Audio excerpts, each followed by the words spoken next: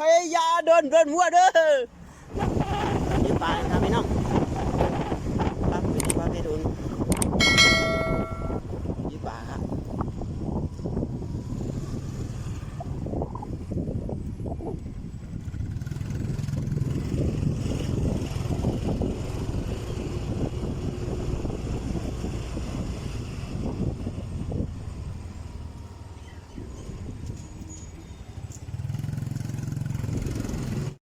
พี่น้องไปยืมปลาเขานะไปยืมปลา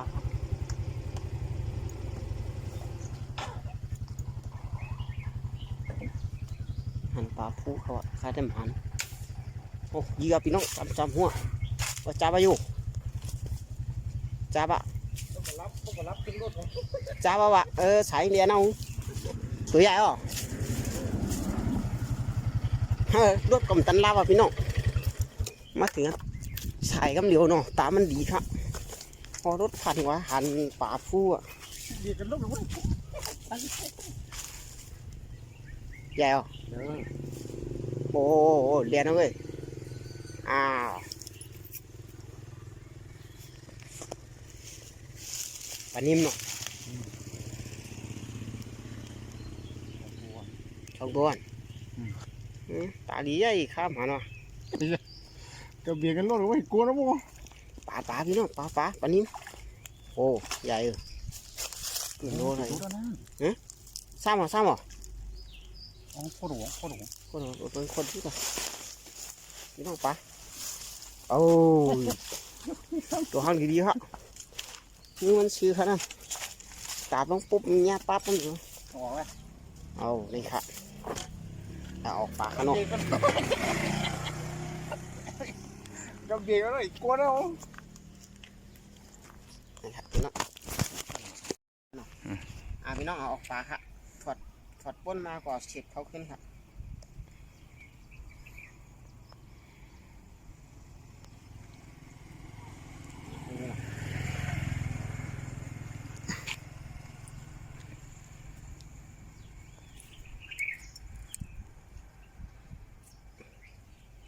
โอเคเรียบร้อยนะครับพี่น้องปืนมันแต่ไม่แงงมันเนาะเพราะต้องเสียบเขาให้ป้นให้เอาออกขึ้นเขาเนาะโอ้ยนี่ชัวร์ยังนี่ค่ะตัวใหญ่ๆเขาเนาะโอเค thank you ผมก็กับได้ชาวบ้านน่ะพี่น้องต้องบนใจยืดเถอะจับยืมจับ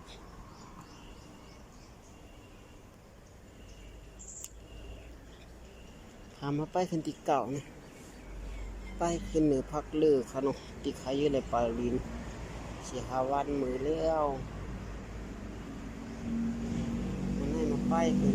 ไปหันปลาให้ตัวครับพี่น้อง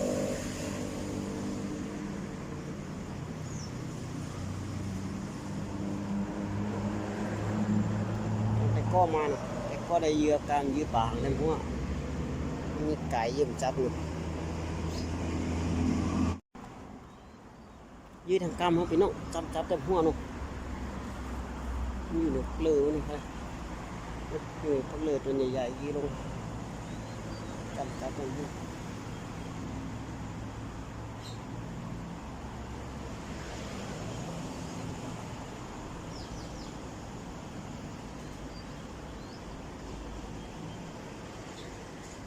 โอ้สเอาจับ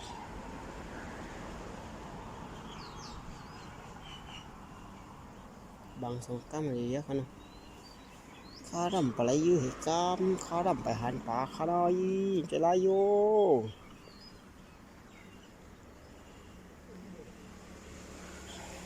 ไปอย่างปลานิ่มฮะออกมาพี่น้องปลา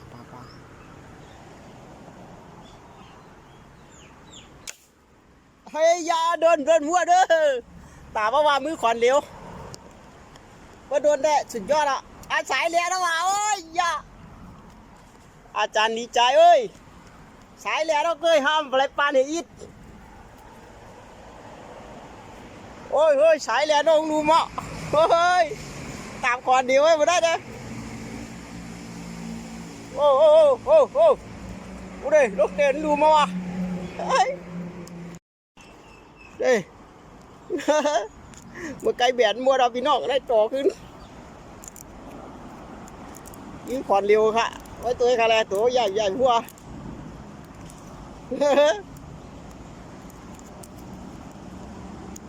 พี่น้องแดนพี่น้องกันนะ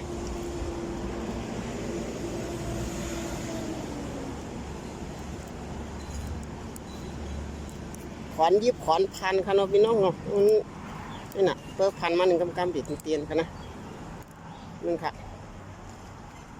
นี่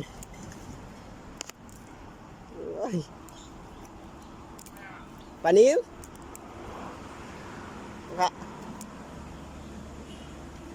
จับตีไหลวะนะมาครั้งนี้ดีจะไล่มาสายห้อมขามพักลือหิวะ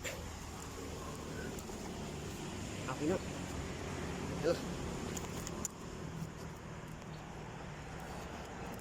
หันดีๆพี่น้องเนาะขอโทษขนาดที่ติ่มหันดีๆนี่ค่ะยื้อก็ยื้อขอนเดียวค่ะเนาะเย้าก็เพิ่มเวียนมากกว่ามันจังเวียนดีๆค่ะโตได้ใหญ่พี่น้องกึ่งโลไปอะไปโดยขนาดใครยุบขึ้นมาเนี่ยถ้าสับตรงๆขับพันค่ะนะครับพี่น้องนี่ค่ะนะว้าย1 2 3ว้าผมป้นว่ะเรียนลูกพังลือว่ะยกลงไว้เอาพี่น้องไล่ป่าได้หมูเจี๊ยบนกยกลงไว้ไอ้โยโลไล่อยู่ได้ตัวใหญ่เบิ่มเลยสุดยอดพี่น้องได้เจ้าว่านี่ขนาดนี่ขนาดเสียบที่ไหนขนาดใส่ขาออกมือใส่ขาออกมือแล้ววะขึ้นต้องหมุนค่ะก่อนเร็วยืดแล้วครับเจ้าวะโอ้ยนี่ขนาดพี่น้องใหญ่สุดยอดอุ่นขาไตก็หอค่ะไตก็หออะไรตัวใหญ่เหมือนไหนคะนะ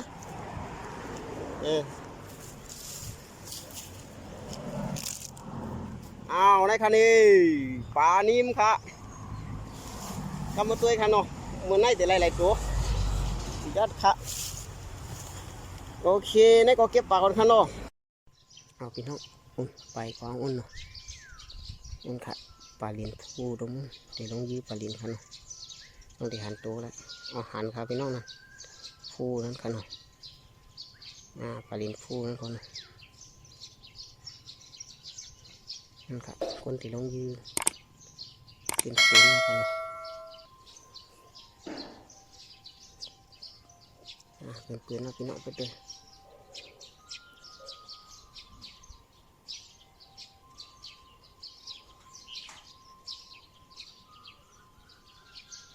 เป็นน้องยีจอดีจับ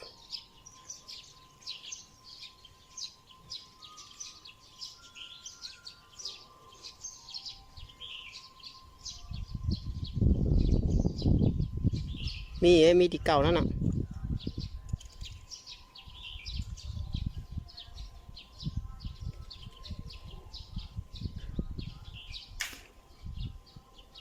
โดนนะโอ้ยเอาเป็นหือพี่น้อง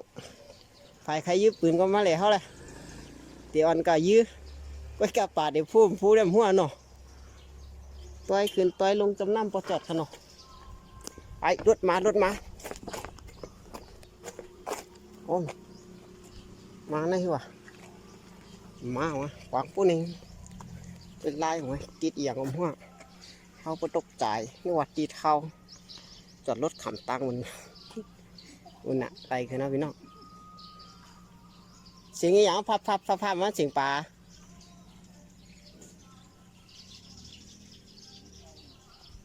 ตัวใหญ่อ่ะโซยิน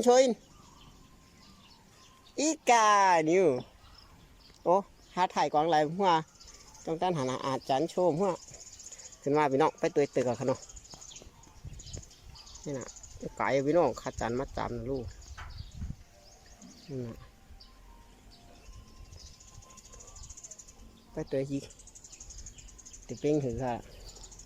ไป3 ตัวหน้าค่ะเนาะมันยืดอะไร2 ตัวขายยืดอะไรตัวเนาะ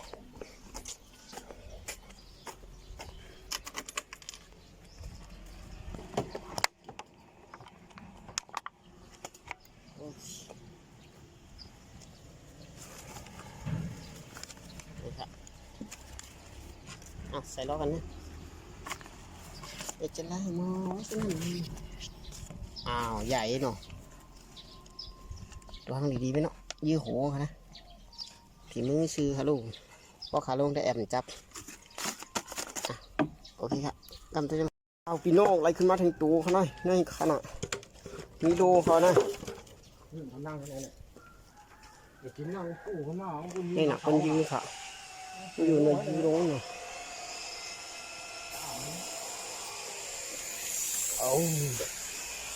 มาเจอแต่ละจังช่วงđó มาเยอะมาเยอะยุบสูงๆthì hoạtไปหือโล่เต็มพี่น้อง คนด้ามไม้ยิงได้ผิดกฎหมายมึงได้ทำฟ้องเหรอนี่ฟ้องอะไรเลยนั่นมีตัวนั่นมี3 ตัวโอเคฟ้องก็ว่ากันไปนะมันมีตัวเดียวเขามี3 ตัวมั้ง จ้องเลยนี่แหละ มีติดภายใน2 ตัวมั้งวะกับมันตัว แต่เรียกว่า5 เด็ดตับนั่น ใช่ไหนเดียวเนี่ย แท้5 เด็ดยืน มองให้อาจารย์เลยมองให้ขึ้นปืนออกกันเลยแหละนั่นไปตัวพี่น้องป้อมถูกก็พัดป้อมพัดก็ถูกแล้วอ่ะ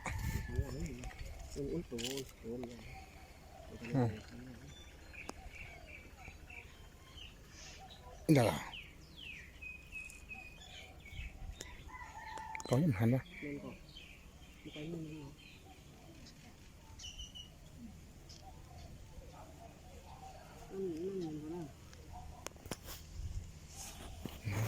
เอาลุ้นคือมีไปโก้ตัวใหญ่ไหนโอ้ตัวใหญ่มันก็เยอะมันก็เยอะอัดกันตัวแล้วnày con cậu ba mới dù đó nó dư ra nha điệp đôi à bị nó nó ham mua xì nè níu má họ nắn thang thành tuồng này tuồng nó đã liệt rồiมันถูกเข้าไปแบบนี้ผ่ามือนี่กำหัวกวนลงหัวเป็นกึ่งโลเนาะป้อเตี้ยน้องพี่น้องขึ้นทางนู้นดีกว่ามาฮะ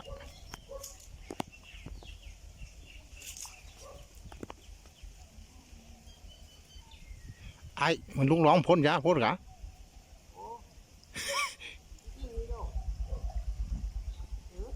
จานมั่งผังไหมกะ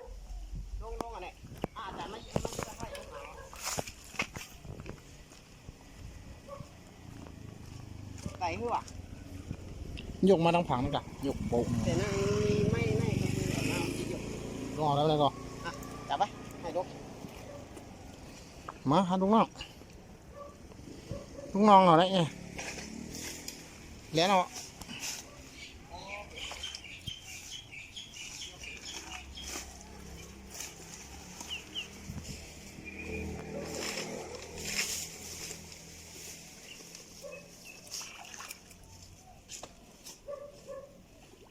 เปิดเต็กอะไรลูกร้องเนียกเขาดีนี่น่ะเนียกเขาดีนก่อนเลยอย่างกว่ายี่ปางไม่มันดีนี่แหละใช่ละผีมือลุงน้องชัวผีมือ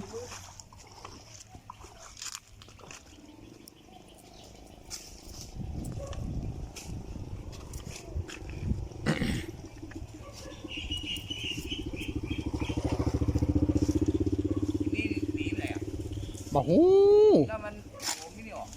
โอ้โหมิเนี่ย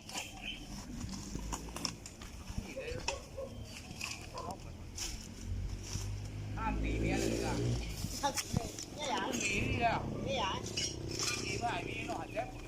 อยู่กับเขานี่เหมือนแน่เลยด้วยเอาโชว์อ้าว เกินกิโลอ่ะนะฮะพอบอกเขายื้อปลาเขามาน่ะเดี๋ยวอันกว่าเยอะ มาจุ้ห้อยแต่ปลาที่พุ่มขนาดโอเคท่านไหนก่อนท่านเนาะออกปลาก่อน จมเนาะยิ่งอะไรปันยิ่งขาวมาฉันยังมึงฉันมุดอะไรพอเนี่ย แน่นอนครับพี่น้อง ฉันมุดแล้ววะ มีเหมือนกันครับ อ๋อจบคะแนนก่อนนะน้องตีกว่าตั้งนานแทงเขาวันนี้ โอเคพี่น้องยี่ปลาปล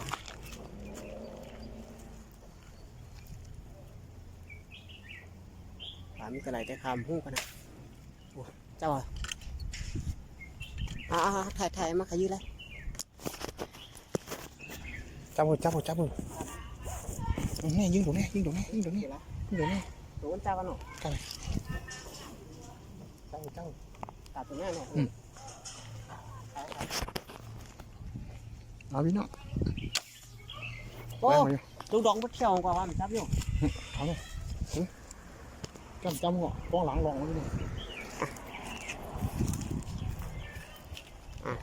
นี่ได้จ้าพี่น้องจับหน่อย จับมือ นี่ได้จ้าค่ะ ลุงน้องไทยเลยลุงเอาแท้ปั้นมันของมันหน่อย ปั้นของข้าให้จับหูจับมันก็อยู่ป่ะหูนะจับอีแทงข้าปะนั้น ถ่ายกับปั้น ปั้น ลุงเอาตัวพูดเลย ปั้นมาโอ้ลายพี่น้องลายทั้งสองไผ่ครับพี่จำสองก็ขนาดเบานี่ไปเจนไล่หนูโว้นี่ใครหาเหรียญลงน้ำเลยพี่น้องเอามาดูพังน้ำเลยดีมันจกลงในน้ำขนาดนี่ขนาดเอาเนาะไปเจนไล่โม่ให้คนเหรียญลงน้ำมาดีมันลงง่ายนี่ทั้งตัวพี่น้องยื้อก็ไผ่ขนาดแมนก็ตัวยื้อก็ไผ่โดนก็ตัวเอาน้ำดึกอยู่ว่ากันหน่อยนั่นนะว้าวน้ำดึกเลยอ้าวจะไล่มั้งมีอะไรไม่เอาจานจึงมาเนาะโอ้มันก็ชมมาหมักกันด้วยเข้มน้อยโอ้ยใหญ่เนาะมันก็ชมมาหมักกันมี2 ลูก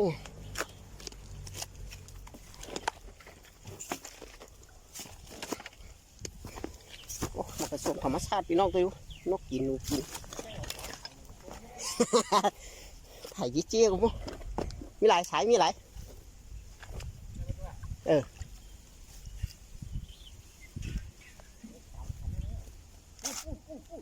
หลายปุ่นหรอแม่นหรอ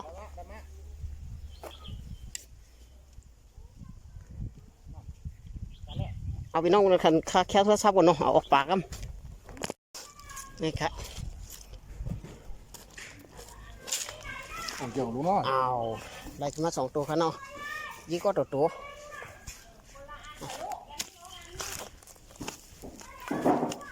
เดี๋ยวมาก ใหญ่มาก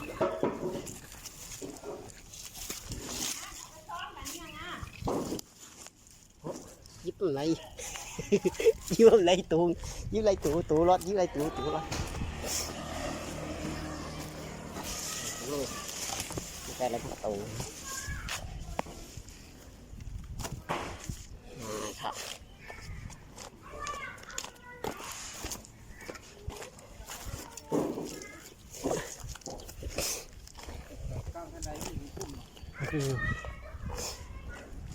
นี่ค่ะเนาะตัวใหญ่อ้าว3 ตัวพี่น้อง